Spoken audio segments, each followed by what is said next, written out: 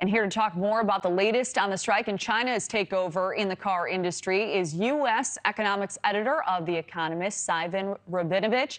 Simon, thank you so much for being here. So you served as a correspondent in China for more than a decade. Back in February, NewsNation investigated how the country is taking over the car industry and how it's now #1 when it comes to making cars. So do you see this strike strengthening that hold?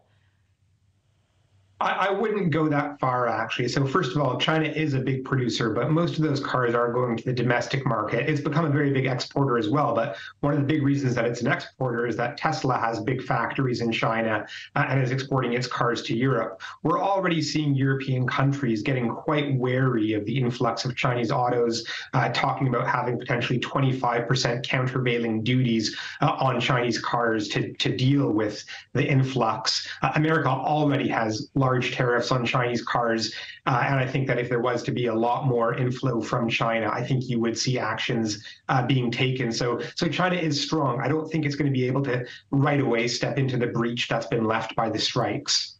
How do you see this strike, Simon, impacting auto companies specifically? Well, I think it is obviously having a very big impact on the auto industry within America. I mean, to stand back for a second, the auto industry contributes less than 1% of American GDP. So it's the sectoral impact is very important. The wider macroeconomic impact at this point has to be said to be somewhat smaller. But if you look at the auto industry within America, the big three, the big Detroit automakers, they aren't the powers that they used to be. They're about roughly 1/2 of the industry. So, it's the non-unionized companies, the producers that are bigger in the South, companies like Tesla as well, that I think really do stand to benefit the longer that this goes on and the more disruptive that it is for the likes of GM, Stellantis, and apparently to a lesser extent now Ford. Well, and to your point, Brooke outlined as this strike continues, the impacts get bigger and bigger the longer this goes. At what point or what is the threshold where you feel like we should be concerned?